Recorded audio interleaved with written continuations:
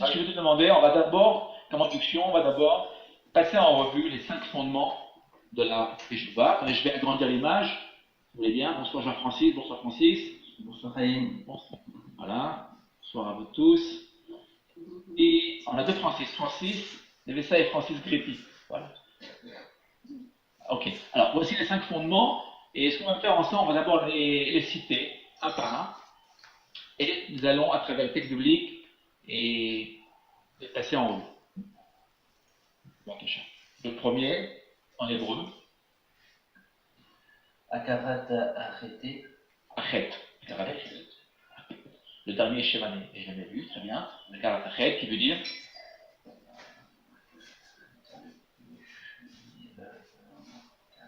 Oh, Francis, en français, on a la traduction.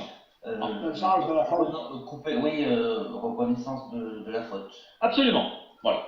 D'accord, premier fondement, reconnaissance de la faute. Akarat Achet, qui va se reconnaître. Reconnaître notre faute, nos fautes. Deuxième fondement. Azivat Achet. Après.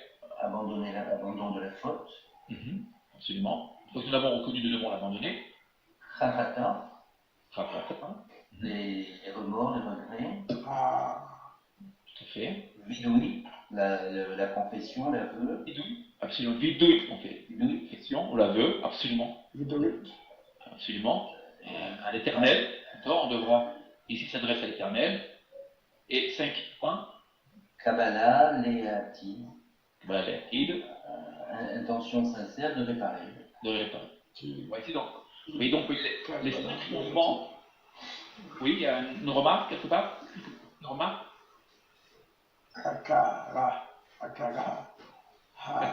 Akara Tachet, quand c'est la reconnaissance, c'est acquis. Regardez ce qu'on va faire. Vous voyez? Oui. Regardez, je vais faire. Vous voyez, j'améliore ici notre vignette. Ici. J'ai repris la même vignette. Regardez ce que je viens de faire. Pour la reconnaissance, pour Akara Tachet et Aziva Tachet, que j'ai indiqué ici? Le passé. Ici. Pourquoi? Parce que la faute, elle est passée. Elle est liée au passé. Vous voyez? Elle est liée au passé. Ici, toutes nos fautes que nous avons commises sont liées à un temps passé. De toute façon, si vous regardez bien le troisième fondement, on est entre le passé et le présent. Pourquoi? Parce qu'il y a, regardez bien, il y a un mouvement d'introspection qui va en grandissant.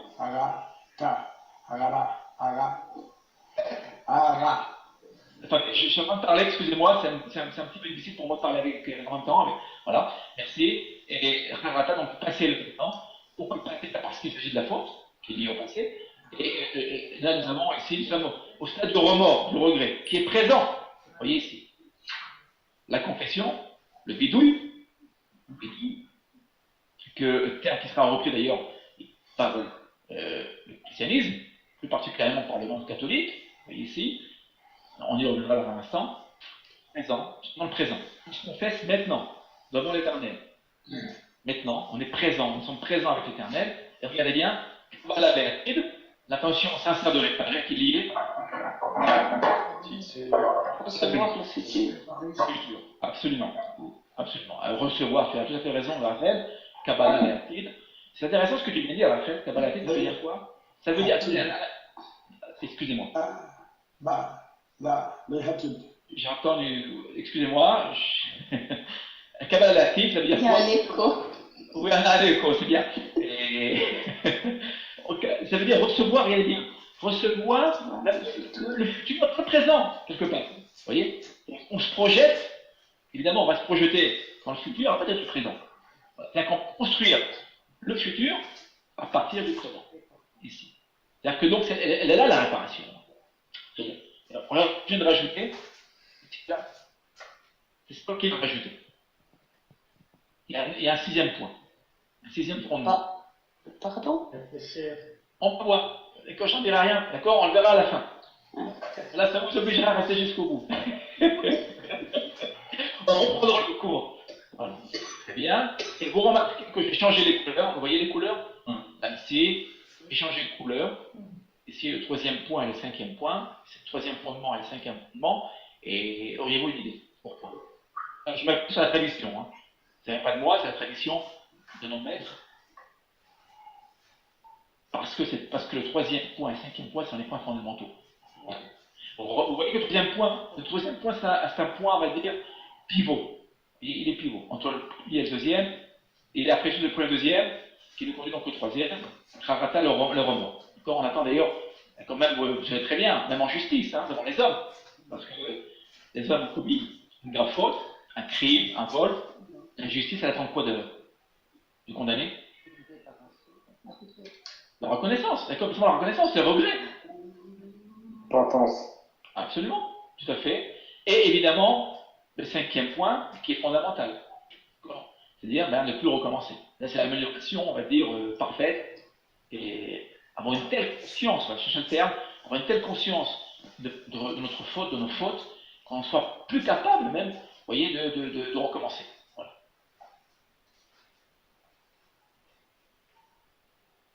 Bonsoir, je vois Bernard. Bonsoir Bernard.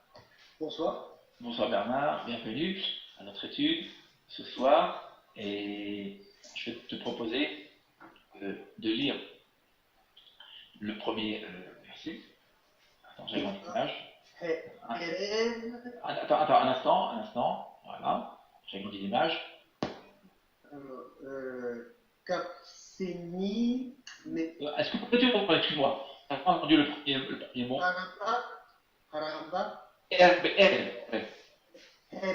Tu as tout à fait raison, Bernard. Je te tutoie, c'est bon, il n'y a pas de problème? Pas de problème. Il n'y a pas de problème, merci. En effet, il est Arbe, le Keri. Il est vrai. Et le Kebaseni. Kabeseni. Kabeseni. Un point fort ici, Kabeseni. Les Avoni. Unehataki. Taharinu. Tahareni. Ki Shapai. Anu. Eda. Vehatati. Negedi. Tamid. Très très bien. Très bonne lecture. Vous avez remarqué que Bernard a très bien lu Aïn. Oui, le Aïn. J'ai appris la lecture du Aïn. Bernard. Très bien. On va traduire. Bernard. Lave-moi bien de mon crime et purifie-moi de mon péché, car je connais mes iniquités et mon péché est constamment devant moi. J'aime pas trop le mot péché. Ok, on va y revenir, tout à fait, tu as tout à fait raison, Bernard. La référence, d'abord, la référence importante. Bernard, Le psaume 51, 51, verset 4 et 5. Très bien. Ok, alors, on va revenir. Bevakasha, Bernard, oui, tu as remarqué tout à fait pertinente. Pourrais-tu la reprendre? Et moi, j'aime pas le mot crime. Attendez, doucement, ok. Pas devant nous. C'est bien, vous voyez, on travaille déjà très dur, je vois. C'est très bien. Bevakasha, Bernard, quelle est ta remarque? Pourrais-tu développer ta remarque? Ben, le mot péché a une connotation, quand on est chrétien, c'est une connotation assez péjorative qui, je pense, correspond pas au chata, au mot hébreu chata, que je pense plutôt est plus proche de faute que de péché. Oui, on va essayer de faire mieux. Oui. J'ai assez de mal à saisir le mot chata. Alors, le chata, qui aurait été très bien. Bernard a tout à fait raison de mettre ici le doigt sur ce Manquer la cible. C'est manquer la cible. Excellent. Voilà. Qui vient de le dire, c'est Daniel, c'est ça? C'est Daniel. Pondo. Oui, Daniel. Bonsoir, Daniel. Je suis en Afrique aujourd'hui et je suis dans un presbytère où il y a beaucoup de bruit. C'est pour cela que je coupe mon micro. Il n'y a pas de problème. Alors, tu as tout à fait raison d'avoir mis d'être parmi nous. Ça te faire sur l'effort d'être parmi nous. J'apprécie l'impression. Voilà. J'allumerai de temps en temps pour intervenir. Quoique je dois partir dans 1 heure parce que j'interviens dans une réunion d'enseignement biblique. Bonne, voyez, comment dire, d'un cours à l'autre, c'est très bien en tout cas. Et, oui, voilà. En tout cas, voilà. Daniel, pour ceux qui ne le savaient pas, est donc pasteur. Pasteur, et voilà. Alors, Chet, en fait, a le sens de manquement, d'accord, manquer à la cible. Voilà. On pourrait dire un châtiment pour le monsieur qui n'aime pas pécher. Comment? Le mot châtiment. Parce que j'ai vu ça en Non, hébreu non, non, non, moderne. non, non, non. En hébreu moderne, on dit péché. Pas en hébreu moderne. Non, non. Là, Pierre, on est vraiment dans. J'arrive précisément là. Chet, le mot chet, la racine chet, d'accord? L'erti. Au ici, généralement, en hébreu moderne, on emploie l'erti. L'erti, la matara, c'est manquer à la cible. C'est-à-dire que, quelle est l'idée là, ici? Rappelez-vous, pour comprendre ce passage, le psaume 51 nous renvoie à quelle histoire? Quelle est l'histoire de ce psaume? Ah, ça, c'est le péché de David. Oui. Il a tué, il a tué. Un soldat pour 30 attaques. Absolument. Vous vous rappelez cette histoire de Bathsheba? Oui. C'est pas Non. vrai. Imaginez-vous le nombre de péchés, de manquements, d'accord, si je puis dire, à la Torah. C'est ça l'idée. Il a manqué à plusieurs paroles de la Torah. Il a commis crime, vous vous rappelez, il a tué son général, Uriah, Achiti, le Chitéen, vous vous rappelez. Il a convoité l'Otahmod, tu ne convoiteras pas. L'Otinahar, adultère. Regardez, au moins, il y a trois interdits, des 10 paroles. Vous imaginez, c'est David. Donc là, c'est le manquement. C'était le manquement. Le manquement, c'est. Alors, Attendez. Shalom au plat. Shalom Avalacha. Yves. C'est Yves qui prend la parole, oui, Yves. Est-ce que quelqu'un voulait prendre la parole? Non. Vous avez la parole, il n'y a pas de problème. Hein. Si vous voulez prendre la parole, il n'y a pas de problème. Et le mot Avon, ça c'est pour le mot Chet. Et le mot Avon,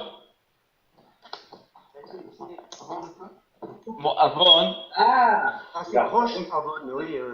aussi. Regardez bien. Le mot Avon, on a aussi une difficulté avec le mot Avon. Faute, on a beaucoup de difficultés avec le mot Avon. Ici. Le mot Avon viendrait du verbe déformer. Les avet, probablement. Les avet, en hébreu, qui veut dire déformer.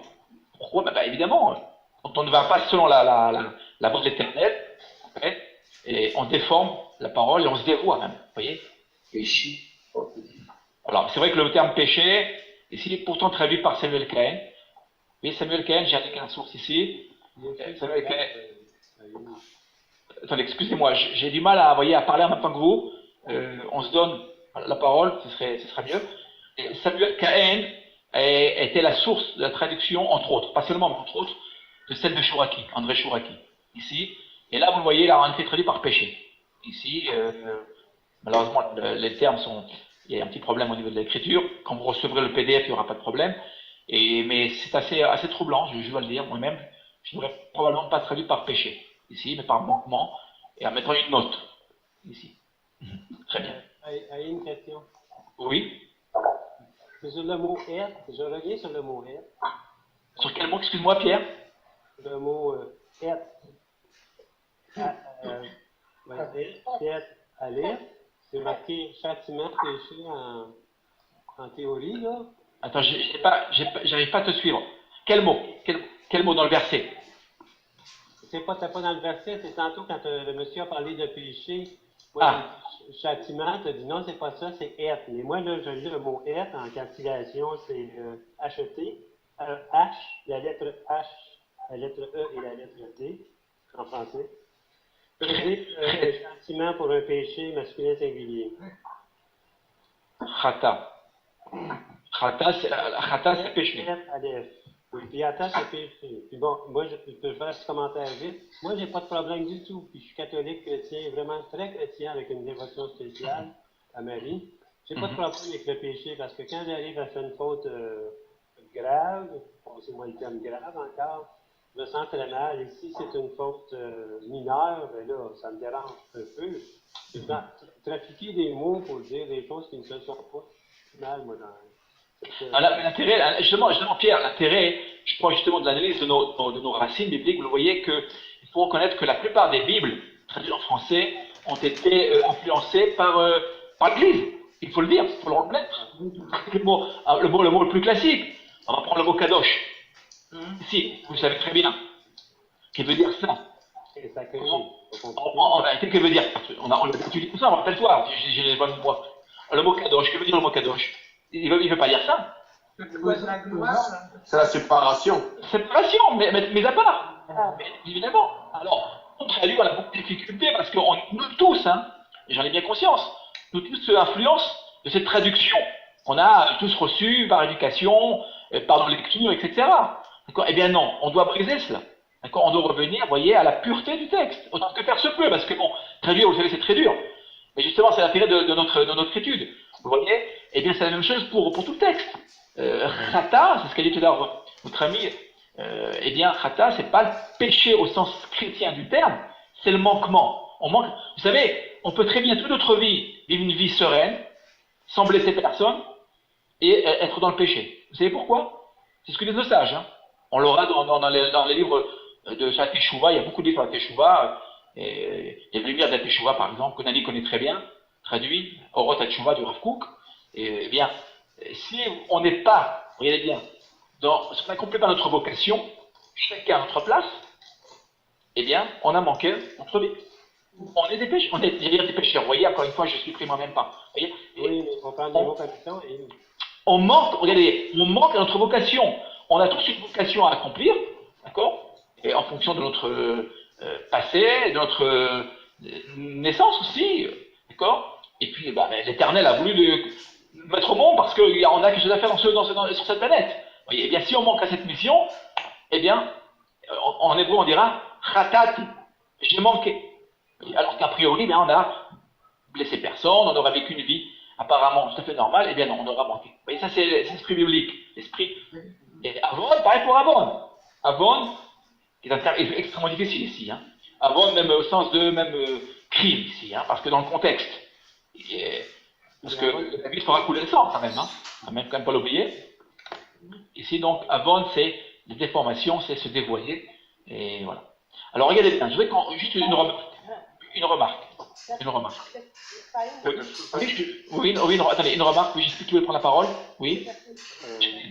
Ton micro, Jacqueline, ton micro, rapproche ton micro. J'avais une question au sujet de Khata, parce qu'il me semble qu'il y avait un sacrifice qui était fait par ce nom-là.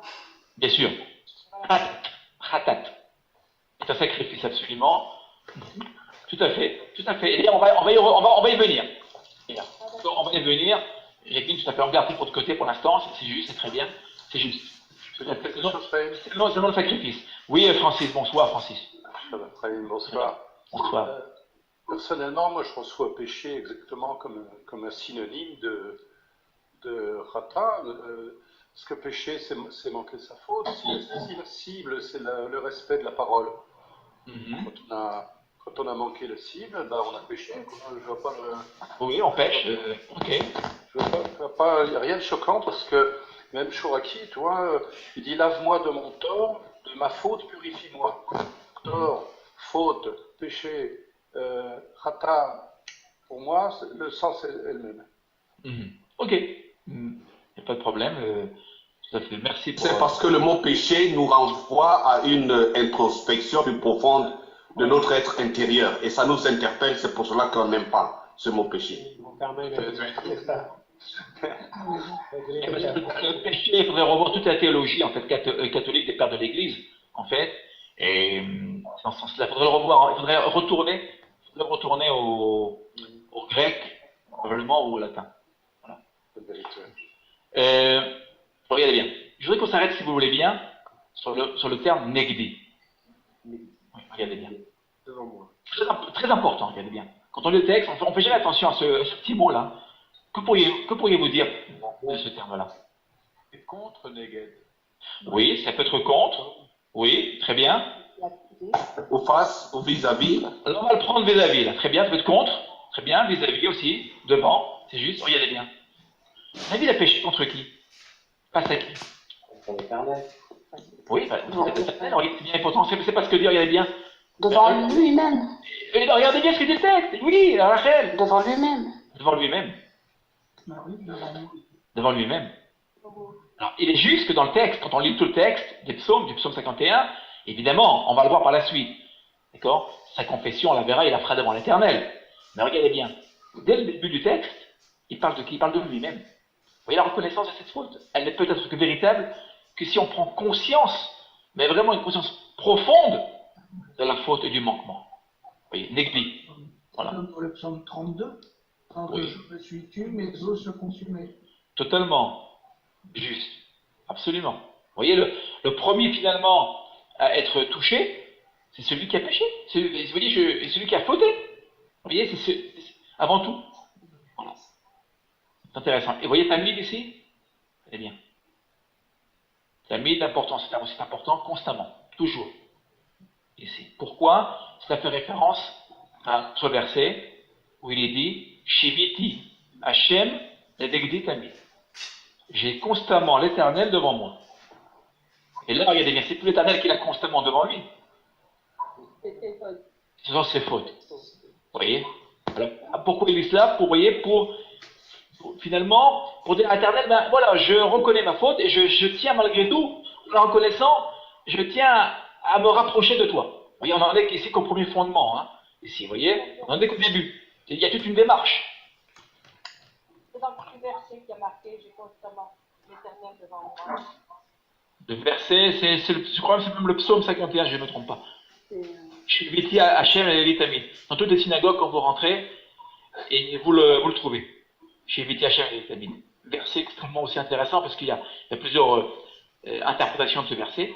Et donc, c'est un verset qu'on doit tous retenir parce que non, on doit tout le temps, c'est la crainte, on doit tout le temps sentir cette présence de l'Éternel, ce qui d'ailleurs nous évite, dans l'absolu, de fauter. Quand on sait que l'Éternel nous regarde tout le temps, eh bien, on a cette crainte, donc on fait attention.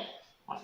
C'est comme si quelqu'un, vous voyez, comme si quelqu'un nous regardait, et bien, on fait attention. Et alors, quand on est seul, eh bien, tout est possible. Eh bien, non, on n'est jamais seul. Donc, Shiviti Hashem, Shiviti Adonai, Negdi Tamid, et je vois même du psaume 51. J'aurais très bien pu ce soir, vous savez, intituler notre cours Psaume 51, la Teshuvah Psaume 51. Et je n'ai pas voulu, justement pour diversifier les sources bibliques. Regardez le terme ici. Ani Eda.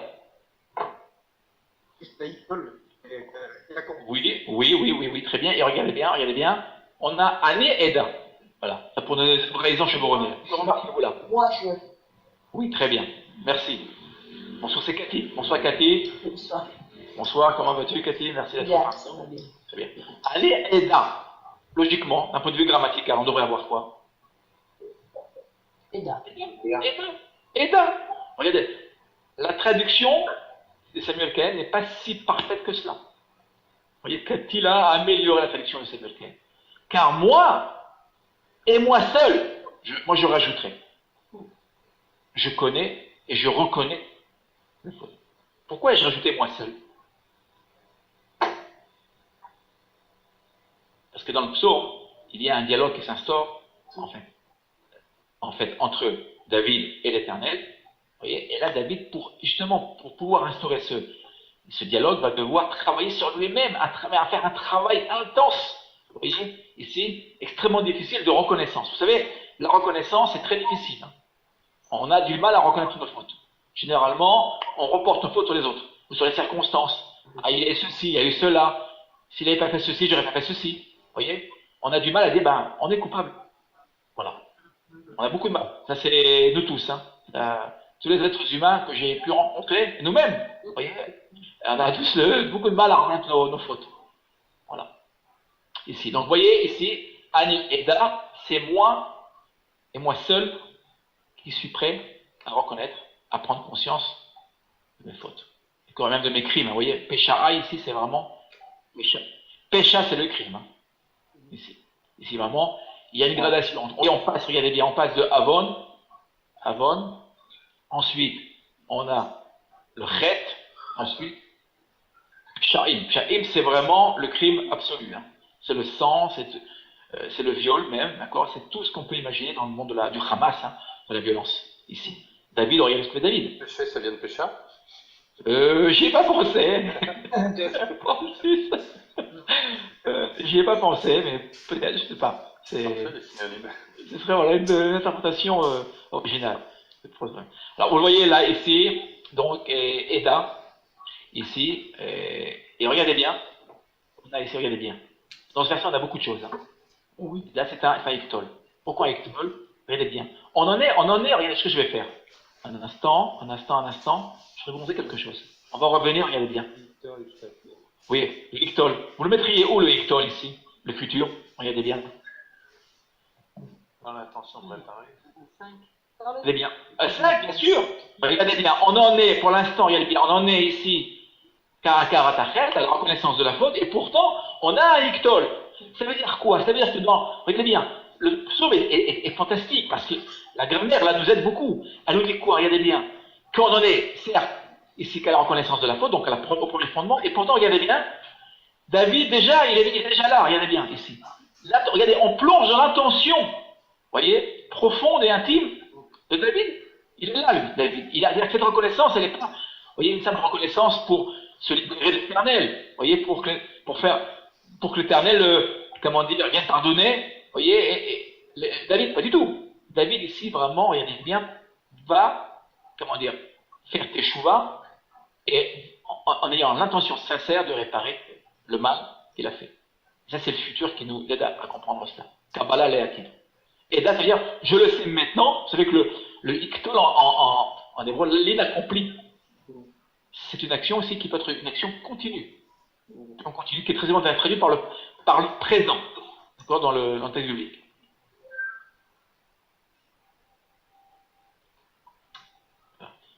On demandait à André. Bonsoir André. André Desmet. Bonsoir André. Est-ce que André vous entend? André ne m'entend pas. On va demander à François. À François. Bonsoir François. Charles-Édouard. Bonsoir Charles-Édouard. Bonsoir.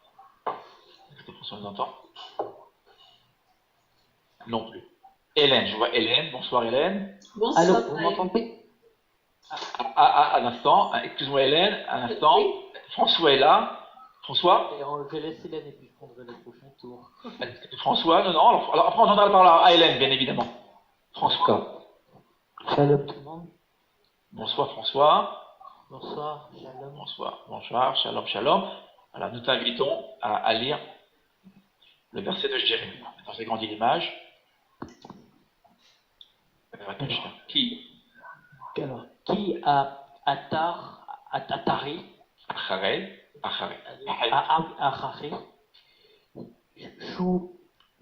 Chouvi.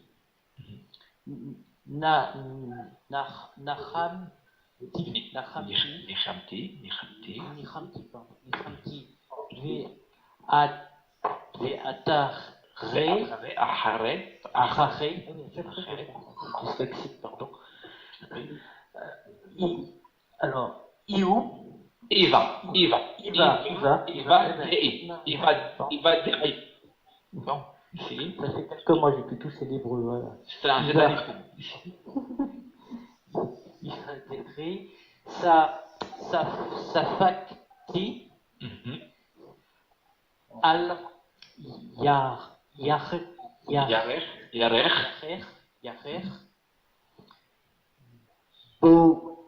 Bochetti. Parfait. Vegam. Nichala Meti. Très bien. Nichlamti. Qui Nasati.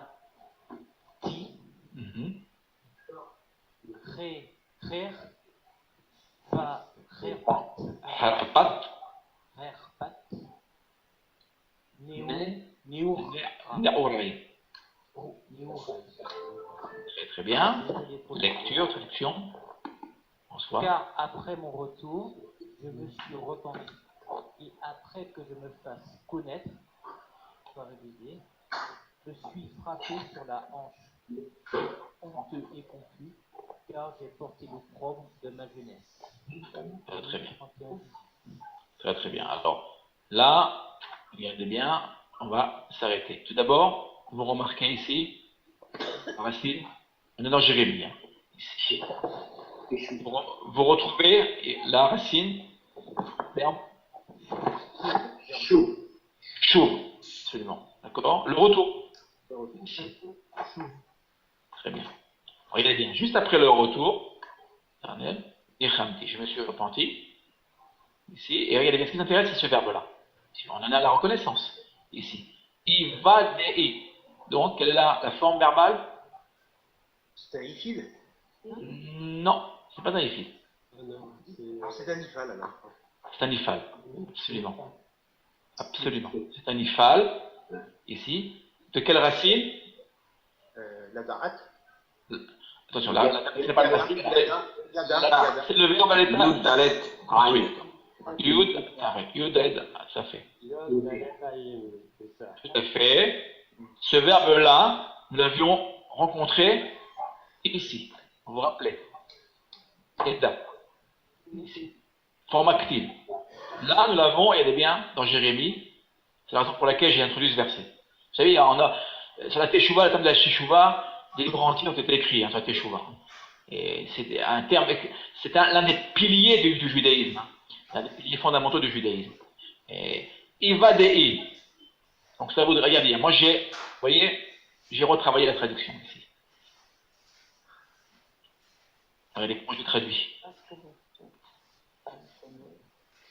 C'est ma traduction. On a une difficulté là. Je ne sais pas, j'ai plus souvenance des autres traductions. Vous pouvez regarder, je ne sais pas comment traduit Chouraki ou Louis II, il faudrait regarder, ce serait intéressant. Mais moi, vous voyez ce que j'ai fait, j'ai retravaillé la traduction. On va se connaître, mais soit révélé. Ici. Oui. Que se passe-t-il, regardez bien, après ce retour? Que se passe-t-il? Quel est l'intérêt justement de revenir vers l'Éternel?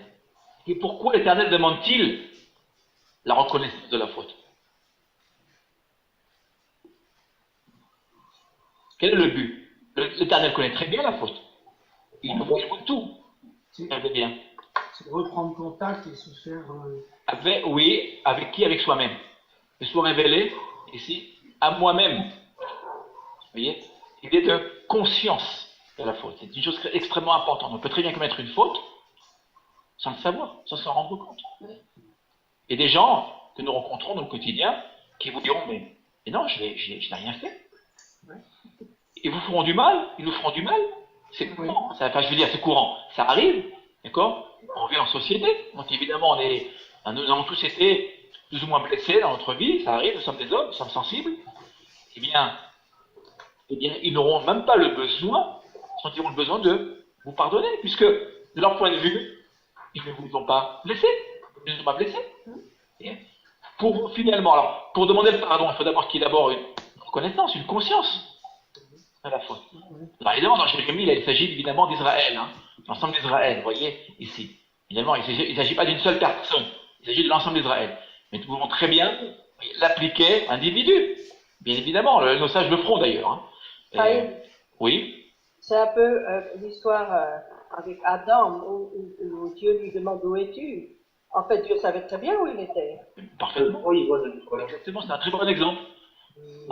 C'est l'idée, vous voyez, de travailler sur soi-même. L'Éternel a besoin, c'est un besoin. Probablement, je ne sais pas, parce que c'est ce que je comprends du texte, que l'homme fasse un travail sur lui-même. Vous le voyez? C'est ça. L'Éternel sait tout, il voit tout, même nos prières. Pourquoi prier? Si l'Éternel connaît nos besoins, nos douleurs, nos dilemmes, pourquoi prier? D'accord? Et bien justement, voilà, c'est ça. Cette idée de conscience, pour s'améliorer, il faut qu'on ait une conscience. C'est ce qu'on appelle l'éthique. D'accord? C'est l'éthique. Vous voyez? La Teshuvah est liée à l'éthique. C'est-à-dire que là, regardez bien. C'est ce que dira le Rav Kook, le premier grand rabbin Ashkenaz d'Israël, et à la suite d'autres maîtres, il dira que la Teshuvah n'est pas seulement une notion religieuse, c'est là où je voulais en venir ce soir, que la Teshuvah n'est pas seulement une notion religieuse, la repentance c'est aussi une notion éthique. Vous savez qu'à Yom Kippour, si on n'est pas capable d'aller voir notre prochain et de lui demander pardon, eh bien, nos prières ne montent pas, ne sont pas exaucées. À ce moment-là. Il y a, vous voyez, alors on peut prier des heures et des heures, en ayant l'impression, vous voyez, de prier comme il faut, mais si on n'a pas été capable, juste avant la prière, d'aller voir notre prochain, notre voisin, notre ami, d'accord, nos amis, nos proches, leur dire, vous savez quoi? Ben oui, j'ai commis une erreur. Alors là, il y aura, évidemment, pour trouver la manière de le dire. Eh bien, si on ne fait pas ça, la prière n'est pas reçue. Ça veut dire quoi? Bah, c'est d'abord l'éthique. Vous voyez, on est d'abord en face de notre prochain. Voilà. C'est très très important. Vous voyez, donc il est dit, l'idée de se faire reconnaître, de reconnaître intérieurement cette faute. Et c'est très très important. Être capable de faire cette démarche, qui est une démarche difficile. Hein. Ça, nous le savons très bien. Et on a eu beaucoup de mal à reconnaître nos fautes et nos manquements. Et même si je puis me permettre, c'est 31-19. Comment? Ça dépend des Si je puis me livres. permettre, c'est 31-19.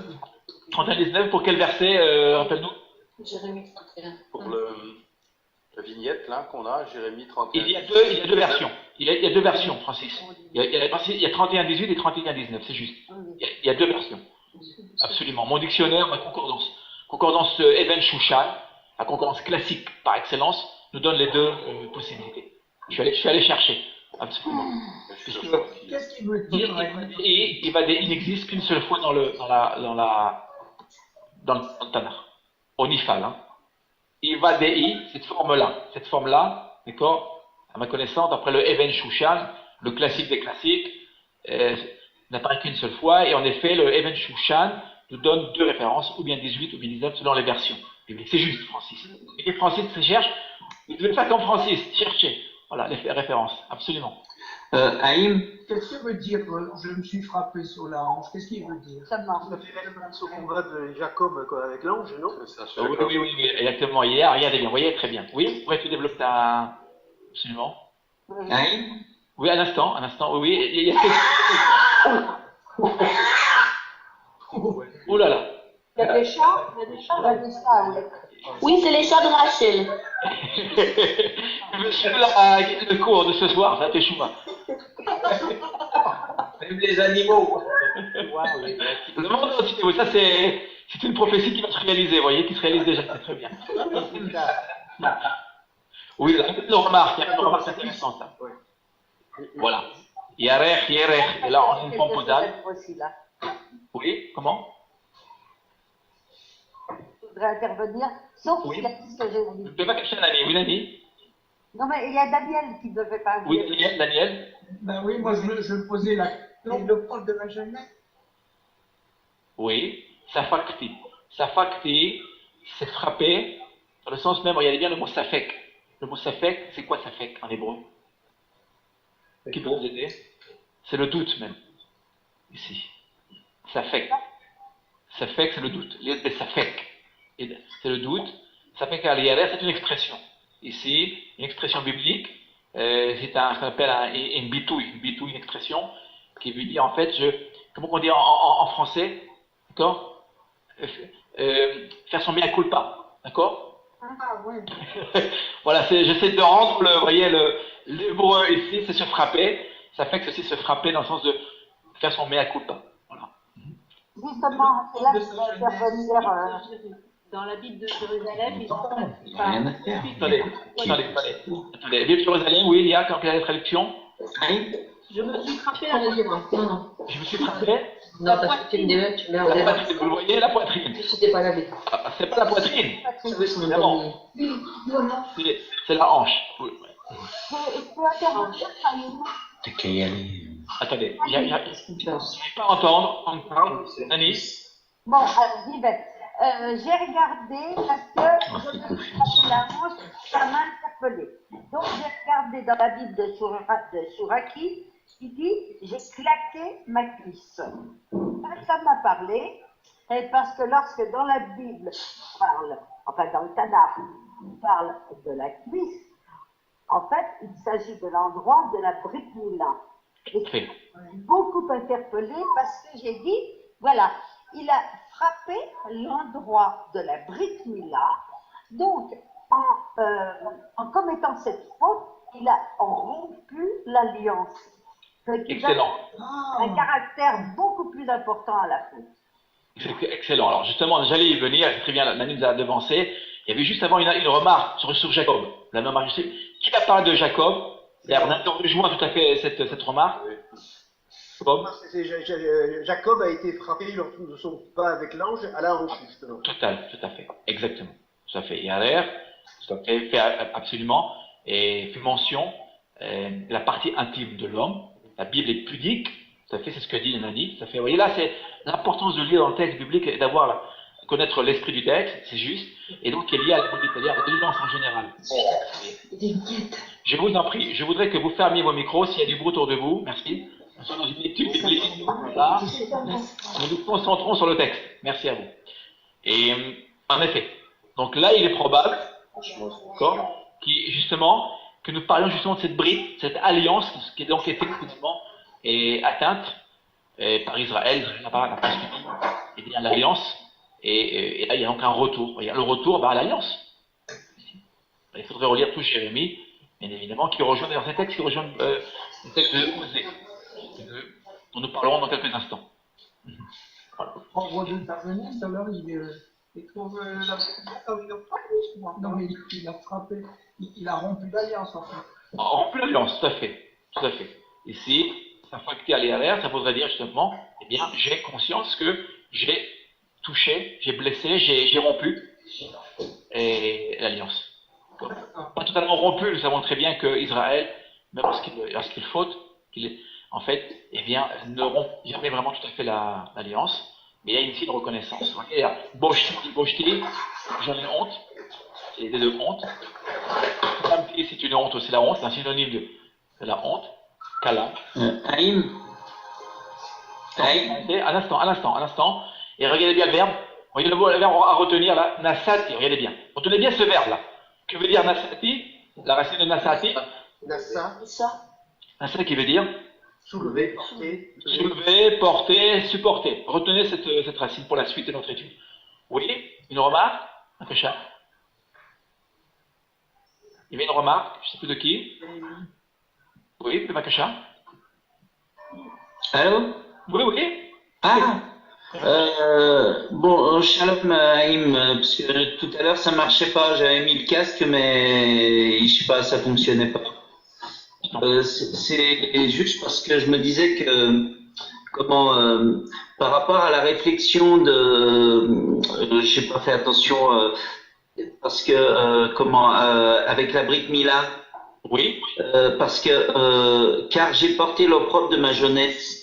Donc je me disais qu'il y avait peut-être une similitude justement avec cette réflexion.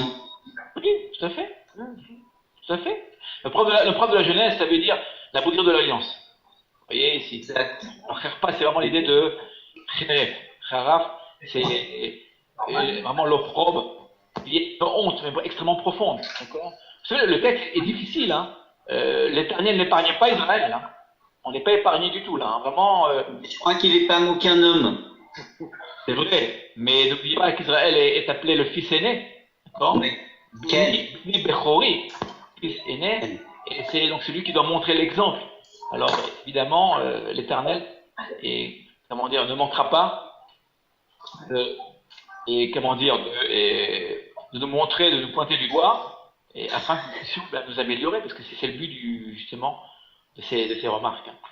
Très bien. Hélène, cette fois-ci. Hélène. Excusez-moi, Hélène, on va donner la parole à Hélène. Attendez, qu'on suive très bien. Alors, on a l'air, regardez bien, maintenant nous passons au deuxième fondement. Hélène va nous lire le verset. À l'instant, j'agrandis l'image. Akasha. Je lis en français. Akasha. On demandera à Cathy d'Esther de lire en hébreu. D'accord. Que le méchant abandonne sa foi et l'homme inique ses pensées, et qu'il retourne à l'Éternel, et il aura compassion de lui et à notre Dieu, car il pardonne abondamment. Isaïe 55, 7. Très bien. Très bien. Merci beaucoup, Hélène, pour cette lecture. On va demander à Cathy. Est-ce que Cathy est parmi nous? Toujours parmi nous, Cathy? Oui. Voilà, merci d'être parmi nous. En hébreu. Ya'azov Rasha Barto Ve'ish Aven Marchevotai Veyashuv El Adonai Vie.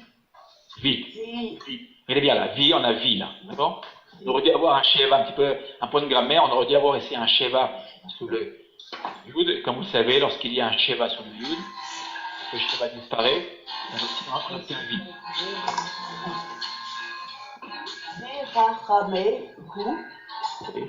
El Eloheinu ki yarbe loach. Très bien. Bon, la traduction est faite par votre ami Hélène. Isaïe, il est bien. Isaïe 55. Vous voyez, on varie les sources ici. Je voudrais vous faire remarquer quelque chose ici. C'est à retenir aussi, retenez bien, regardez bien. Le terme Darko, qui veut dire, Deler veut dire Ton chemin. le chemin, la voie. La voie est liée à l'action. Retenez bien cela, l'action, les actes, ici. Nous avons, avant l'acte, évidemment, précède la pensée, les pensées. Vous voyez, retenez bien cela, on va le voir, d'accord, nous le verrons à la fin de notre étude. C'est très très important, nous verrons justement quelle est l'importance de ce terme-là, vis-à-vis de l'éternel, j'entends. Les hommes, bien évidemment, mais l'éternel, nous verrons ici. Oui, donc, oui. Alors, une chose qui est étonnante, c'est que dans le texte, la voix est indiquée avant la pensée. Exactement. Logiquement, la pensée amène totalement à la voix. Oui, c'est vrai. Totalement. Alors, Élie touche un point extrêmement important, c'est la raison pour laquelle j'ai indiqué le verset. Regardez bien. Ici, la voix, l'action, eh bien, précède, ici, la pensée, logiquement. Ce serait le contraire. Auriez-vous une idée?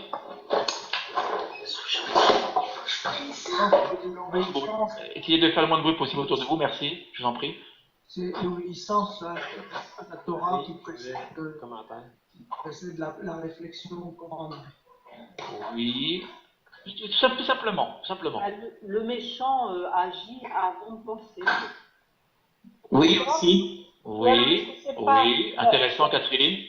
Ou alors est-ce que c'est pas la voix qui manifeste? Elle est plus. Oui. Alors, intéressant aussi, Jacqueline. La voix qui peut mener aussi mauvaise pensée. D'accord. C'est intéressant, mais je ne crois pas que ce soit lié ici au contexte, Jacqueline, mais c'est intéressant quand même. Tout à fait, je note, c'est juste. Tout simplement. Qu'est-ce qui est important pour l'Éternel? Avant tout. L'amour. C'est que l'homme change sa voix. Regardez bien. Je viens de vous dire, on parle d'éthique avant tout. Et c'est ça. Yom Kippour, d'abord les hommes, entre eux, la relation sociale entre les hommes. Regardez bien. Ce qui est important pour l'Éternel, avant même les pensées, c'est assez paradoxal d'ailleurs. C'est qu'ils changent ses actes. Ils changent des actes, absolument. Le judaïsme, comme je le dis très souvent dans mes cours, n'est pas une orthodoxie. C'est une orthopraxie. Orthopraxis, si vous le voulez. D'accord? La mise en pratique. Comment?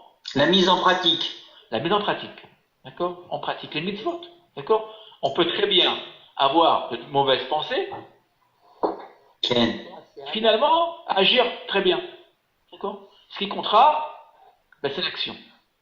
Voilà. Alors évidemment, la pensée a son importance, on le voit dans le texte ici. Mais regardez bien, on n'a pas d'abord la pensée et ensuite l'action. On a d'abord l'action et la pensée.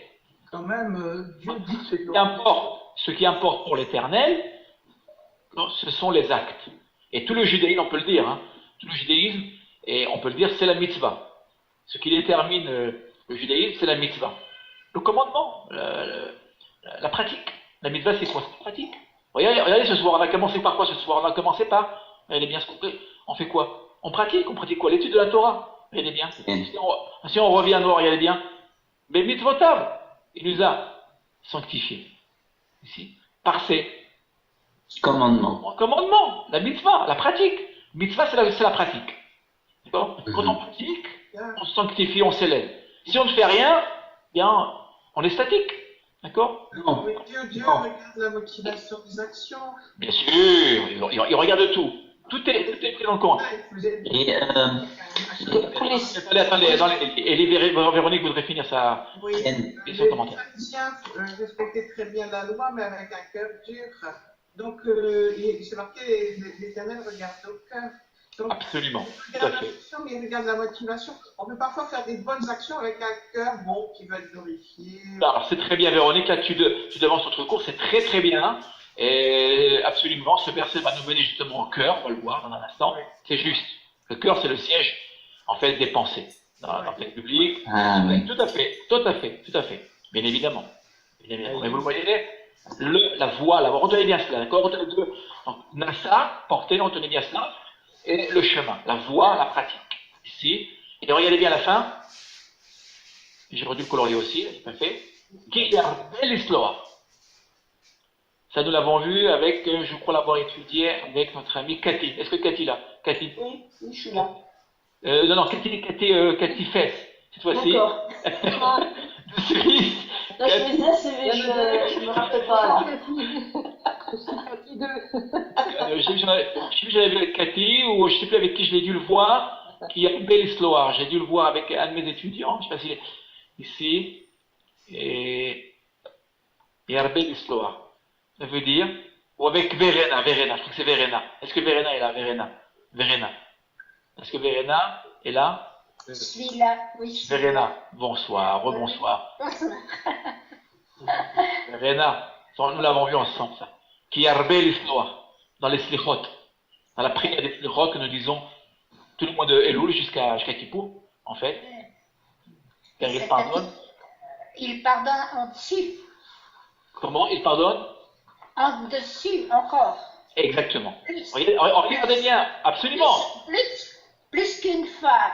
Il pardonne plus qu'une fois. Absolument. C'est un pardon absolu. C'est ça que ça veut dire. Le harbé beaucoup, dans le sens de, pas seulement de quantité, de qualité, c'est-à-dire, mais il pardonne totalement. Ici. Vous voyez, on aurait dû effectivement avoir pardonné, ça nous aurait suffi. Non, l'Éternel, contrairement aux hommes, quand il pardonne, c'est totalement. Lorsque les hommes pardonnent, vous voyez ce que je fais? On pardonne. Voilà. Et la mémoire est toujours là. En fait, mémoire, vous voyez, sélective. Aïm, j'aurais une question. Oui. Regarde, c'est le mot voie, là. Pour que le méchant abandonne son chemin, je dirais, parce que la voie, c'est plus spirituel, c'est plus relié à Adonai. Tandis que derrière, c'est le chemin, c'est plus dans le sens humain, dans le sens de totalement. Là, le chemin que l'homme est différent de la voie de Dieu. Absolument. Darko, il faut le comprendre au sens ici de chemin, de relation même sociale. Ça, j'y tiens absolument. J'avoue que mon enseignement se base beaucoup sur l'éthique. C'est le texte, hein, c'est la source qui nous le dit. C'est très important. On ne peut pas atteindre l'Éternel, en fait, vivre une communion avec l'Éternel dans la prière, dans le quotidien, même dans le quotidien, si on ne vit pas, en paix avec notre voisin. On ne peut pas. D'accord. Nous avons tous été créés à l'image de l'Éternel. Donc l'Éternel, ça c'est le texte biblique, ça c'est une révolution dans le texte biblique, hein, ne l'oublions pas. Hein. Il sera repris par le monde occidental. Mais c'est une révolution. En ce temps-là, d'accord, lorsque les textes nous ont été rapportés, les nations païennes n'appliquaient absolument pas cela. Tout était possible. Oui. Ça fait penser au premier commandement, on va dire, qui est semblable au deuxième, comme on dit, tu aimeras l'Éternel ton Dieu, de tout ton cœur, de toute ton âme et de tous tes moyens. Et le deuxième commandement, qui est tu aimeras ton prochain comme toi-même. Totalement. Nos sages rapprochent ces deux commandements. L'un ne peut pas se dissocier de l'autre. Et si on fait du mal à l'un, ça fait forcément, si on fait du tort à son prochain, on ne peut pas être en paix, on ne peut pas être dans les voies de l'Éternel. Totalement. Donc là, vous voyez, possible. Absolument, c'est un très bon exemple, encore tiré du schéma Israël, tout à fait. Et donc l'idée, vous voyez encore une fois, est du rapport à autrui. C'est le texte biblique, nos sages, dans la tradition orale, d'accord, nous retrouvons cette idée-là. Voilà. Donc là, vous voyez là, l'abandon ici de la voie d'accord, du mal qui a été donc qui a été fait, simplement. Voilà. Ici, aidé de compassion, évidemment. Vous voyez, ici, l'Éternel va éprouver beaucoup de compassion à l'égard de celui qui revient sur sa mauvaise voie. Ici. Vous savez, comme disait Jacqueline, quand on fait le bien autour de soi, cela a une influence sur nos pensées. Oui. C'est pas seulement nos pensées qui agissent, qui nous aident, qui nous conduisent à faire le bien ou le mal. Le bien amène le bien même au niveau de la pensée. C'est-à-dire, l'amélioration intérieure, il y est, et cette reconnaissance, vous voyez, de la faute et de l'abandon de la faute. Quand on abandonne une faute, on se sent bien d'ailleurs. On sent qu'il y a quelque chose qui se passe en nous, on sent qu'on évolue, on sent qu'on progresse. Voilà. Et l'homme, naturellement, quand il a commis une faute, même s'il ne la reconnaît pas, il ne se sent pas bien. Vous voyez, il ne se sent pas à sa place. Vous voyez? Et ça, je pense qu'on le ressent tous à notre niveau. Et voilà. Je connais quelqu'un qui a fait une énorme faute vis-à-vis d'une personne. Bon, bonsoir Nicole. Et donc, il ne peut pas abandonner sa faute ni reconnaître sa faute parce qu'il vit dans un orgueil total. L'orgueil. Ça a détruit toutes les personnes qui côtoient autour de lui et même moi. Oui, ben, c'est juste que l'orgueil conduit généralement et les êtres ne peuvent pas reconnaître leur faute. Rappelez-vous de Shaoul. Vous vous rappelez de Shaoul? Oui. Shaoul, un des exemples caractéristiques.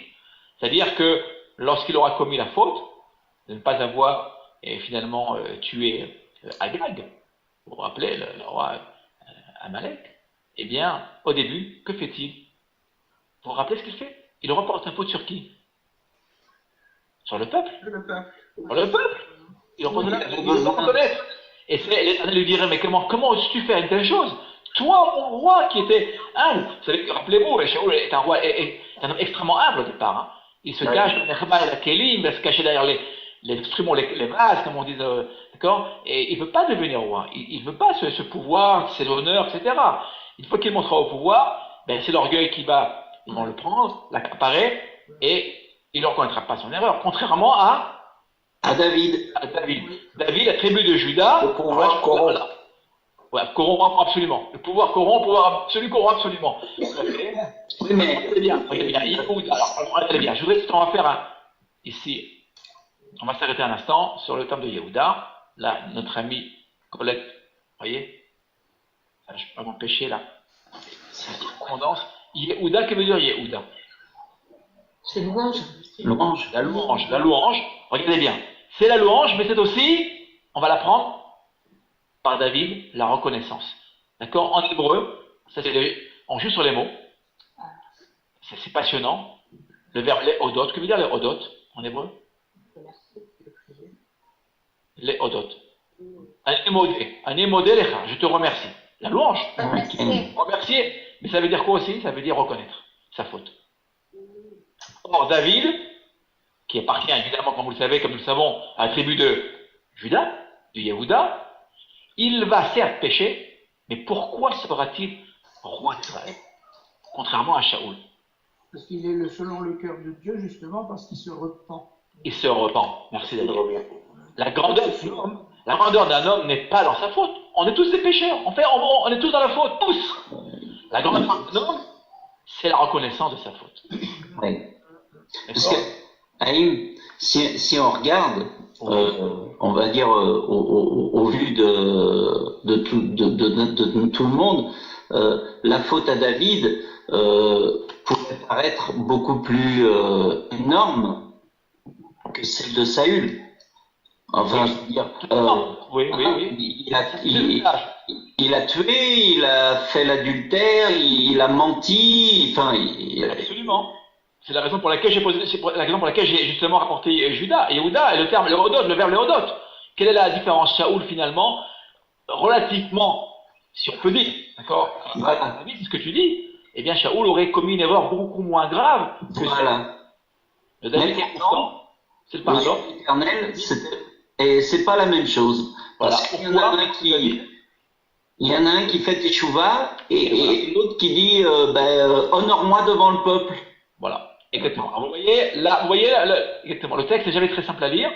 Et justement, la grandeur d'un homme, de nos figures bibliques, hein, c'est la reconnaissance de la faute. Rappelez-vous de Moïse, même Moshe. Moshe, rappelez-vous, vous vous rappelez lorsqu'il frappera, d'accord, le rocher, vous vous rappelez, au Deutéronome, il le reconnaîtra. Et rappelez-vous, lorsque les explorateurs, c'est flagrant, d'accord, et lorsqu'ils viendront le voir, il n'est pas a priori, il n'est pas comment dire, responsable. D'une certaine manière, il a été, bon, mais mis sous pression. D'accord? Il les a envoyés pour le bien, d'une certaine manière. Et bien, dans le livre de Deutéronome, dès le départ, il dira, c'est ma faute.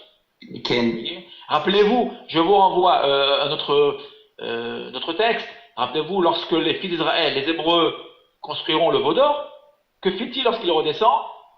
Lorsqu'il voudra défendre la cause d'Israël, il ne dira pas, ils ont péché, que dira-t-il? Nous avons péché. Oui. D'accord? Comment est-ce possible? Il n'était pas là. D'accord? Bien non. Vous voyez, c'est la grandeur du personnage. Absolument, il reconnaît même une faute, si je puis dire, qu'il n'a pas commise. Vous imaginez, là, c'est vraiment, d'accord, la grandeur du personnage. Aujourd'hui, quand vous regardez autour de nous, c'est jamais, vous voyez, on n'est jamais, comment dire, on n'est jamais responsable. C'est toujours les autres qui sont responsables. C'est la grandeur du Mashiach. Mashiach qui prendra, d'accord, toutes les fautes, c'est Israël. D'ailleurs, dans Isaïe 53, je vous renvoie, d'accord. Ouais. C'est un autre sujet, absolument, vraiment demandé. On nous continuons. Vous voulez bien? Attendez, on en était, rappelez, attendez, un instant. Voilà. Ok. Je vois Chantal, parce que Chantal, bonsoir Chantal. On pourrait porter, effectivement. Chantal. Oui. Bonsoir Chantal. Nous t'invitons à lire le verset. Voilà, on arrivons ici maintenant au troisième fondement. Regret. Vayomer, Caïn, El Adonai, Gadol, Avoni,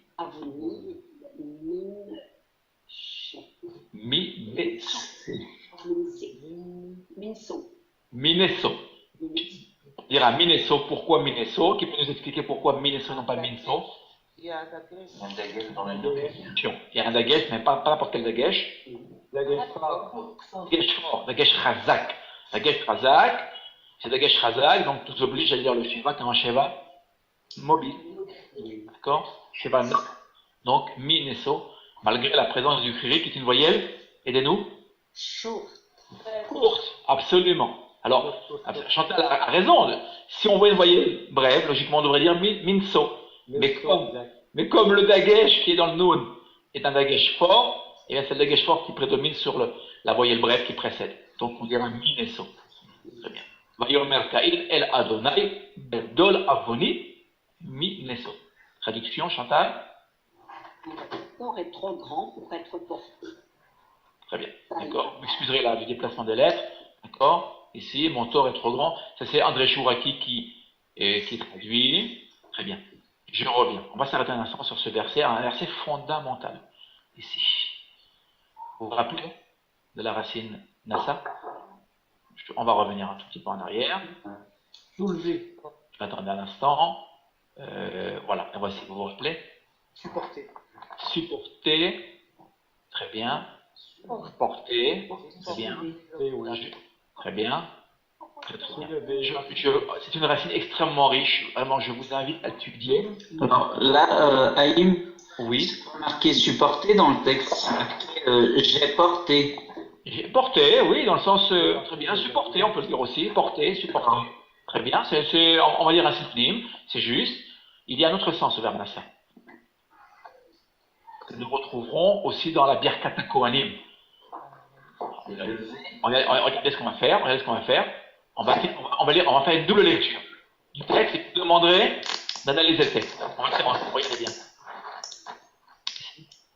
Vayomer Caïn El Adonai, Gadol Avoni Menesso. J'ai repris le verset en hébreu. On va le traduire en hébreu, en français. Il dit à Hachem, Adonai, après Shuraki, mon tort est trop grand pour être, ça c'est moi qui traduis là, pour être pardonné. Ok. Alors, je vous demande là, Nassa veut dire pardonner aussi. Pardonner, ici. C'était une des traductions. Quelle différence y a-t-il, d'après vous, entre être porté et être pardonné?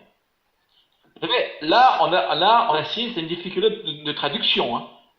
En traduisant, j'arrive à comprendre l'intention du traducteur. Le traducteur connaît toutes les possibilités. Il a choisi une possibilité. Il ne pouvait pas traduire, vous voyez, de toutes les manières possibles. Être pardonné, c'est l'œuvre de Hachem.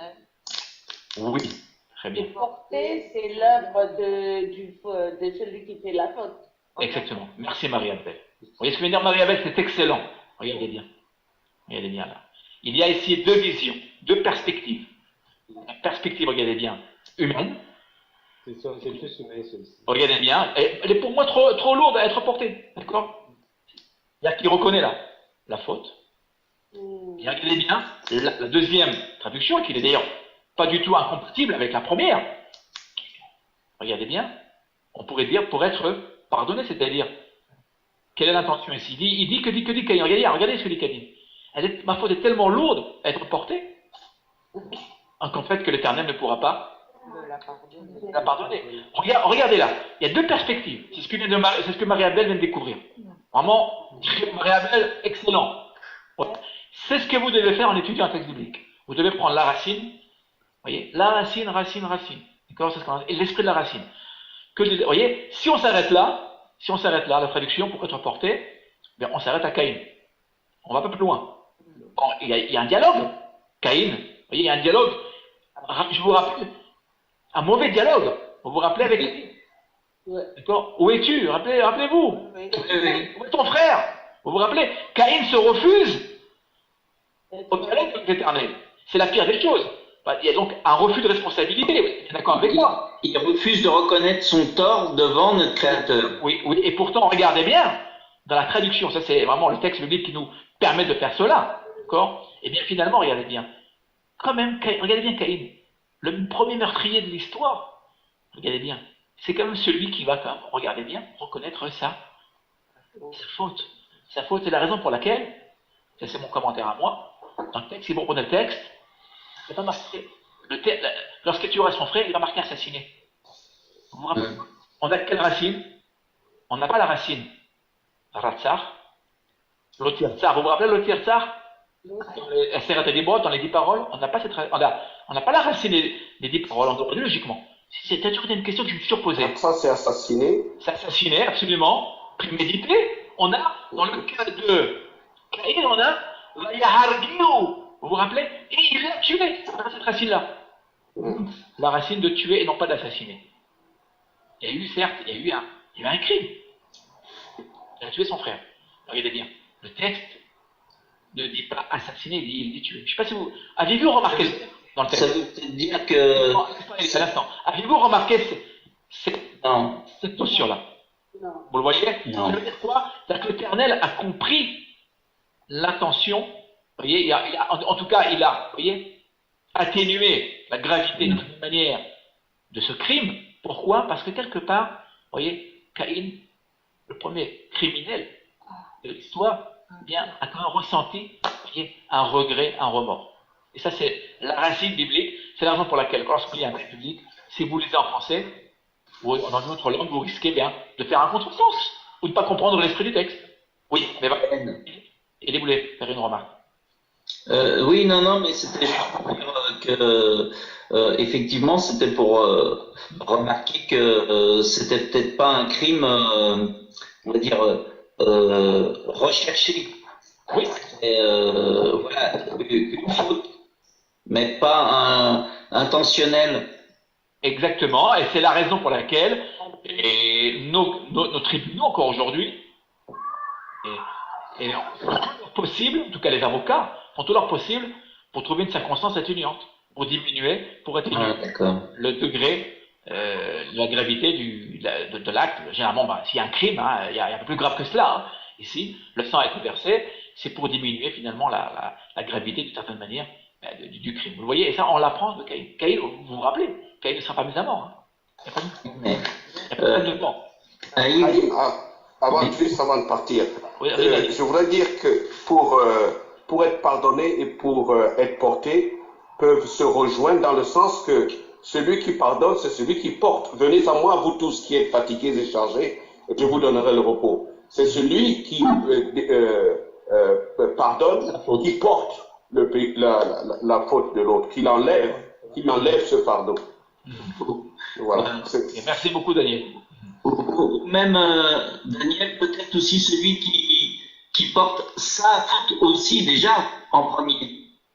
Oui, c'est ce que dit le texte. Hein. Bien sûr. Quand on porte déjà sa faute, le pardon, c'est transférer, la décharger sur celui qui pardonne.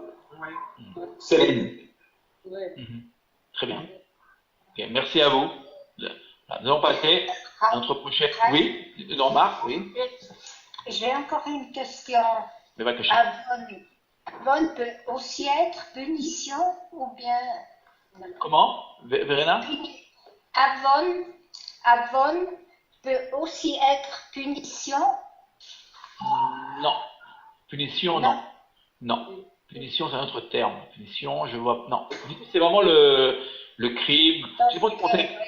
C'est le crime irréprochable. Parce qu'en allemand, c'est punition. En allemand, c'est avant, c'est bizarre. J'ai recherché, j'ai pas souvenance de cette traduction. Du mot avant de punition. Une punition avant. Mais non, j'ai pas souvenance. Non, continuez si vous voulez bien. Je vais demander à notre ami Patty qui est toujours présent. Bonsoir Patty. On va Patty de lire le texte en français. Et quoique le texte n'est pas très bon, attendez, ce que je vais faire. Un instant, Patty. On va, si vous voulez bien, un instant. On est bonne traduction possible. On va améliorer la traduction. Un instant, voilà. On va mettre le PDF. J'ai aussi préparé un PDF. Et ce soir, vous voyez les diapos. Quelques petits problèmes avec nos diapos.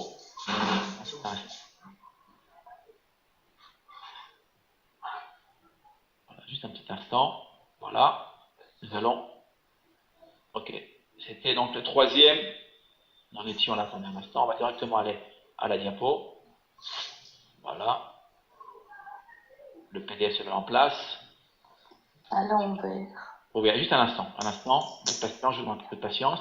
Voilà, merci. À vous. Ok. On en arrive ici au cœur brisé. Voilà. Excusez-moi. Le document est lourd, vous le voyez. Ici, lourd à porter. Voilà. On va y arriver. On lui pardonne. Il est là. Ah, tu nous pardonnes. Ok, merci à vous. Voilà. Ok. Donc, je vais retourner l'image. Voilà. Voilà. Ok. Recevez-vous l'image. C'est bon? À l'envers. De votre côté, là. Elle est à l'envers. Elle est à l'envers. Vous la voyez à l'envers? Ce côté, nous. Voilà. Ah. Et cette fois-ci, là, c'est bon? C'est bon. Vous la recevez, c'est bon? Ok. Alors, est-ce que Patty reçoit l'image? Patty? Ah, c'est pas bon pour moi. Non, moi non plus. Ah, je comprends pas. Ah, bah, j'ai pourtant l'image. Il va y avoir un problème de delay. D'accord? Et moi, l'image est droite. Ouais, Mettez juste à côté. Oui. Si je me mets comme ça, oui, ça fait. Attendez. Voilà. Et maintenant? Et voilà. C'est bon? Bravo, Aïe. Ok. Alors, ce qu'on va faire, on va lire en français, après nous reviendrons sur notre PowerPoint. Ah là, oui, c'est mieux. Ok. Est-ce que Patty là? Patty. Notre ami Patty. Non. Eric Mormain, Eric. Ken, Shalom, Eric. Avec nous. Voilà. Alors, tu reçois l'image, c'est bon? L'image t'apparaît? Oh, c'est compliqué. J'ai mon iPhone et sur l'écran, c'est pas de je vais lire sur l'iPhone. Comme tu le peux, sinon, à moins que je revienne sur le. Non, mais je vais lire sur l'iPhone, je vais lire sur l'iPhone. Un bruit. Il y a un bruit terrible. Le bruit, je ferme les micros. Si vous le voulez, je ferme les micros. D'accord? On ferme les micros. Ouais. On va fermer les micros. Eric, ouvre le micro, Eric. Il est ouvert. Je demande pardon, Seigneur, parce que je n'ai pas de l'amour. Attendez. Parle, je vous en prie. D'accord? Il n'y a qu'une personne qui parle. J'ai prié et on prie pour elle. Mais quelque part. Ça marche pas aujourd'hui. Ok, voilà. Qui? Makasha. Qui?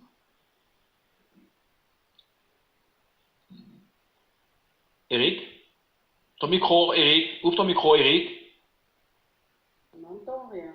Eric, ton micro, ne touche pas ton micro, Eric. Voilà. Reprends la lecture. Qui? Vous m'entendez-vous, d'abord? Oui. Oui. Eric a disparu. Eric a disparu. Non, alors Eric a disparu. Écoute, en attendant Eric, on va demander à Daniel de lire. Daniel va nous lire le verset, nous reverse Eric plus tard. Qui? Quel Daniel? Daniel, tu peux répondre? Ah, d'accord. Qui? Ilo tarpot, zevach, ve'etena, ola, lo, tirtse, zivrei, Elohim, ruach, nishbara, le, Nishbach, pardon. Très bien, Nishbach. Venidke, Elohim, lo, tivze. Lo tivze. Ok, traduction de Samuel Cohen. Car tu n'accueilleras pas de sacrifices, je les donnerai, les holocaustes, tu ne les agrées pas. Des sacrifices agréables à Dieu, c'est un esprit brisé. Dieu ne dédaigne pas un cœur brisé et contrit. Psaume 51, verset 18-19. Oui, on revient au psaume 51, et ce verset correspond tout à fait à ce que tout à l'heure disait Véronique. Véronique? Oui. Alors justement, on revient à ce que tout à l'heure tu disais à propos du cœur. Oui. Ce qui importe, ce n'est pas ici Le cœur brisé. les holocaustes, les sacrifices. Oui. D'accord? Eh bien, c'est le cœur brisé. C'est-à-dire les remords ici. Nous savons très bien qu'au temps biblique, eh bien, dès qu'une faute avait été commise, il y avait donc le devoir d'amener au temple, au Kohen, d'amener une offrande ou des sacrifices, en fonction de la faute commise. Il y a plusieurs, vous vous rappelez, il y a les shlamim, il y a les khatat, il y a le hola, etc., etc. Il y a plusieurs types de korbanot, de sacrifices. Mais l'Éternel n'a que faire. Pourquoi? Pourquoi il n'a que faire de tous ces sacrifices? Comment? Attendez, je n'entends pas très bien. Rapprochez-vous du micro, je vous en prie. Les sacrifices ne vont pas nécessairement faire travailler l'homme Exactement. sa faute. Absolument, premier point, c'est juste, tout à fait. Et puis, Aïm? Oui. Attendez, Daniel veut dire quelque chose. Attends, excuse-moi, Eli. Daniel veut dire quelque chose, Daniel. Je reviens à toi, Eli. Oui, Daniel.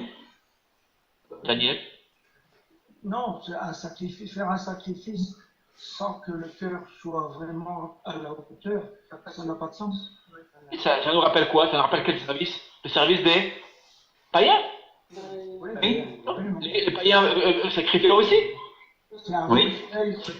Le sacrifice, je vous le rappelle, d'accord, avait une fonction magique chez les païens, pas pour Israël. Le sacrifice n'a aucune fonction magique, loin de là. Le sacrifice a pour but d'éveiller l'homme, lui dire, écoute, à la place du sacrifice, c'est toi qui aurais dû être à la place de l'animal, d'accord? C'est-à-dire que l'idée ici, justement, c'est le loir tishbar, d'accord, un cœur brisé. Oui, Elie? Oui, c'était juste pour dire qu'un esprit brisé, en fin de compte, parce que, on va dire, 95% des fautes qu'on peut commettre, c'est envers son semblable dans la vie. Et donc, un esprit brisé, bien sûr, c'est facile d'offrir un sacrifice à l'Éternel, ou on va dire, à l'heure qu'on parle, de faire une prière. Mais on va faire une prière et de l'autre côté, celui à qui on a offensé, ce sera pas plus grave que ça. C'est la raison pour laquelle, très bien Élie, c'est la raison pour laquelle les fautes commises à l'encontre de notre prochain sont plus graves que les fautes commises à l'encontre de l'Éternel. C'est dans le texte biblique, on l'a. Ça, on l'a à plusieurs reprises. Il est plus grave de blesser notre prochain que blesser l'Éternel. Vous savez, comme disent nos sages, on a blessé, on a enfreint une loi. Bon, on a enfreint une loi, c'est juste. Mais on a toujours le possible de la reprendre, de prier, etc. Quand on blesse quelqu'un, c'est à peu près irréparable. D'accord? Sur le plan moral, physique, si on touche à l'intégrité de quelqu'un, l'intégrité morale ou physique, même si la personne en question vient, d'accord, et accepte le pardon, vous savez, les traces restent. Oui. Ça, nous le savons très bien. D'accord? Évidemment, et ça touche au tissu social aussi. D'accord? Familial, social. Imaginez-vous des personnes dans le milieu du travail. D'accord? Un milieu difficile, le milieu du travail. Il y a des rapports de force, il y a des intérêts différents, etc., etc.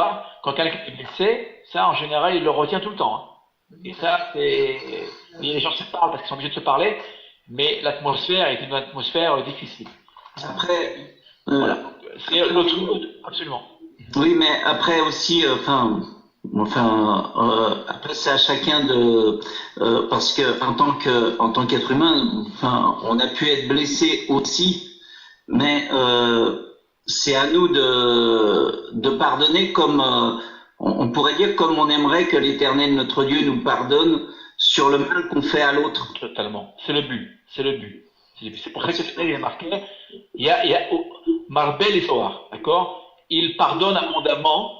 Pourquoi? Parce que justement, c'est le but des prières de Rosh Hashanah et du mois de Elul, justement. Le Slichot, pas tous les jours.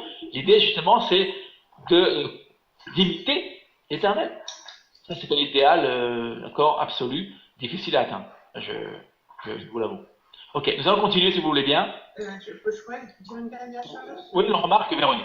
Oui, parce que tout à l'heure, Caïn, en fait, ne connaît pas assez intimement Dieu pour savoir qu'il peut lui pardonner abondamment, c'est-à-dire complètement. Quand il dit je jetterai tes péchés au fond de la mer, il n'existe plus.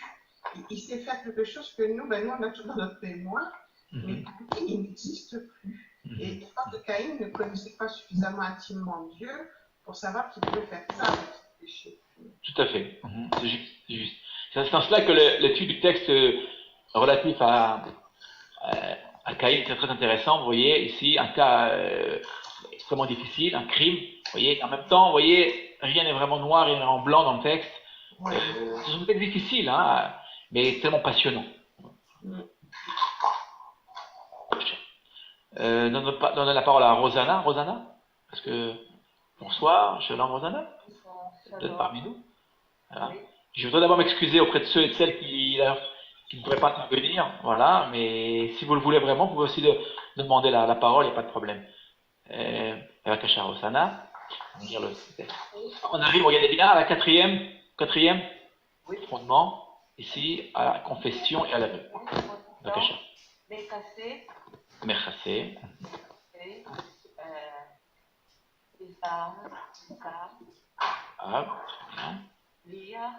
L'eau. Très bien.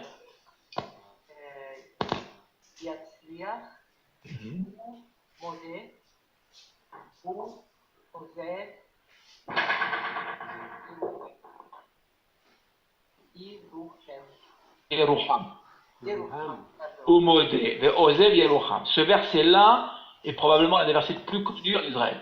D'accord? Même de ceux qui sont totalement athées.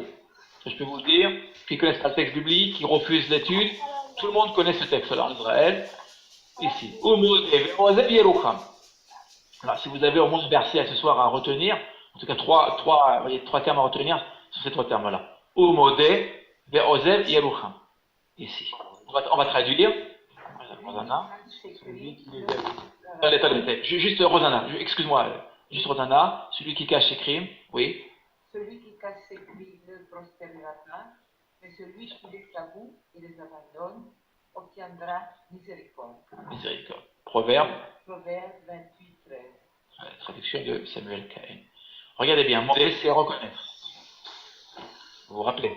C'est ce qu'on a dit tout à l'heure. Première phase. Ozev, l'abandon.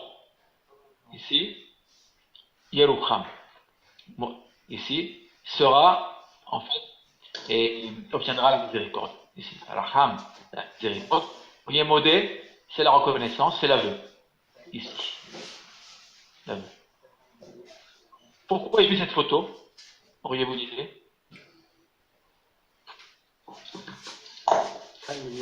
Ensuite, on va compléter cela, bien sûr. Auriez-vous une idée? Vous voyez, les photos ne sont pas innocentes, évidemment. Il peut se retourner vers Dieu et avoir Vers Dieu. avec Dieu. Exactement. Exactement. Merci Véronique. La confession, il y a le vidouille. J'aime la confession me gêne un petit peu en français, mais elle nous renvoie évidemment à un terme chrétien. Ici, il y a la confession chrétienne, catholique, tout à fait. Mais le terme vidouille, regardez bien. Vidouille, c'est quoi la racine? C'est quoi la racine? C'est Yud, Daleth, Yud. C'est un période dans la médiud. C'est la reconnaissance. Ah oui, un verbe FM. Comme Toda. Quand on dit Toda, c'est la même racine que Toda. Qui veut dire merci. D'accord? Vidouille, c'est quoi? Ça ne veut pas dire Toda, là, ici ça voudrait dire reconnaître. C'est la confession. La confession vers l'éternel et uniquement vers l'éternel. On ne s'adresse pas à un autre être. D'accord? Ici. Aïe, oui. Juste une question. Mais si on cause du tort à son prochain, oui. À son frère, quoi, est-ce que en premier lieu, il n'est pas mieux d'avouer son tort déjà à son frère avant d'avouer son tort devant l'Éternel? Tu parles d'une reconnaissance, mais qu'il y a au pardon. D'accord? Mais attention, on est loin, d'accord? On est très loin de la confession. On va le voir. Je vais compléter là. C'est quoi? On va compléter là. Ici, là. Ici. Je vais demander à Marie-Abel. Marie-Abel va lire le texte ici. Marie-Abel le texte. Là, on va comprendre. Regardez bien, là, on va comprendre. Je réponds à ta question par ce verset, si tu me permets. Marie-Abel. Lecha.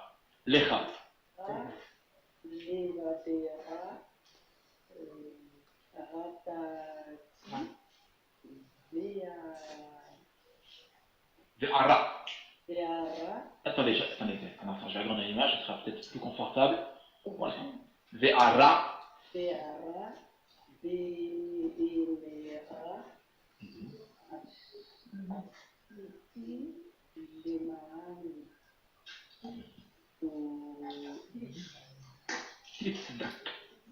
Tzdak.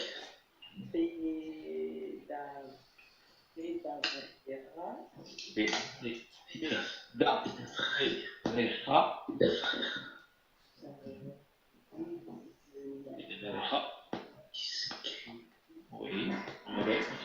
Tiske. On n'a pas entendu. Tiske.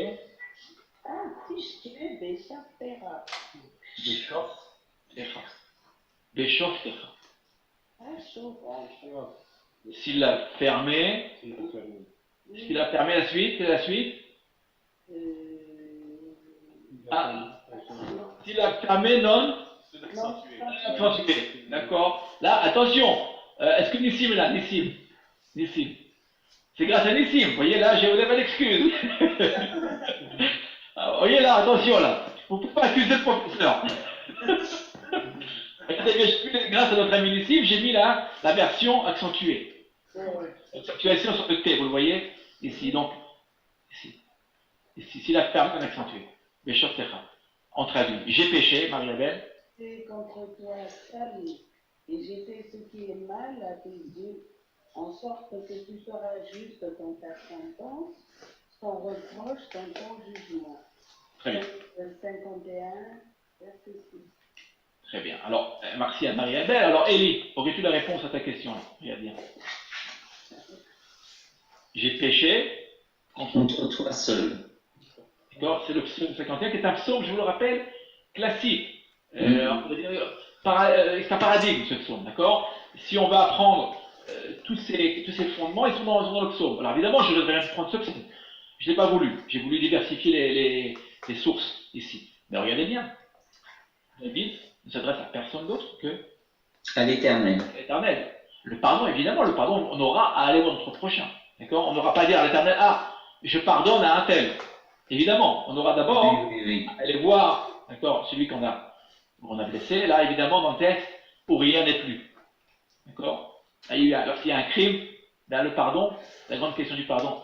Et je veux que Madame n'a pas parlé ce soir, il y avait une question ce matin qui m'avait été posée. D'accord? Et Et les survivants, c'est une grande question, même d'ailleurs, on en a souvent parlé. Est-ce que les survivants, voilà, je vais un petit peu loin évidemment, mais est-ce que les survivants peuvent pardonner au nom des morts? D'accord? Ma réponse, elle est évidemment, elle est simple. Non. Non. Non. Non. Ceux qui pardonnent, ce sont les vivants. Oui, attention. Ceux qui sont partis, ceux qui sont morts, ont été assassinés. Ce serait à eux. D'accord? Le pardon, là, d'accord, n'est pas possible. Mais attention, dans le texte ici, vous voyez, la confession, ici, eh bien, David s'adresse à l'Éternel et dit Levadecha, uniquement toi, ici. Alors évidemment, à partir de ce texte-là, entre autres, et nous apprenons que la confession ne se fait pas, vous voyez, comment dire, devant un autre homme, un autre être. On n'a pas, dans le judaïsme, on va aller voir, comment dire, d'accord, le rabbin, et voilà, et voir le rabbin lui dire voilà, j'ai fait ceci, fait cela. D'accord, c'est pas le rôle du rabbin. Je parlais du Haïm, je parlais pas de la confession, oui. Mais je parlais du. Excuse-moi. Comment on pourrait dire, de demander pardon, quoi. D'accord. On a pu commettre à quelqu'un, quoi. C'est juste, évidemment. C'est de ça qu'il s'agit, quoi. Évidemment. Sur la confession, pour moi, elle ne vient que, dans le fait d'une confession, ça peut être qu'à notre Créateur qu'on s'adresse. Exactement. Alors, absolument. Vous voyez, donc là, il y a parfois des phénomènes, vous voyez, d'exagération, ou parfois, même dans notre tradition, où parfois, le rabbin, vous voyez, comment dire, on va le voir, certaines personnes vont voir les rabbins, nos rabbins, pour se confesser. Il y a cela, voilà. Bon. Oui, ça existe, une confession, on va dire, parfois même informelle, mais cela n'est pas, vous voyez, comment dire, prôné par le texte biblique et même par nos sages. On ne se confesse que devant l'Éternel. C'est d'ailleurs tout Rosh Hashanah, hein. Rosh Hashanah qui trouve dans le texte de la prière, des très longs, qui reviennent sans cesse, d'accord. Quand on parle, on ne parle qu'à l'Éternel. Oui. Chaim, je voudrais savoir pourquoi vous avez dit Bedaverecha et pourquoi vous dites Beshoftecha, pourquoi vous ne dites pas Bedovrecha? Bedovrecha, pardon, Bedovrecha, bien sûr, absolument. Bedovrecha, syllabe, absolument. Bedovrecha, merci pour le tikkun, ici on a 6 syllabes fermées non accentuées. Merci à Nixie. J'ai regardé le mot devar, devarcha. Et tu as tout à fait raison d'ici de nous faire la remarque, bedovrecha, comme beshoftecha. C'est un parallélisme ici. Nous avons ici un parallélisme. Absolument. Tout à fait. Parallélisme synonymique. Merci à Nissim. Très bien. Nous passons maintenant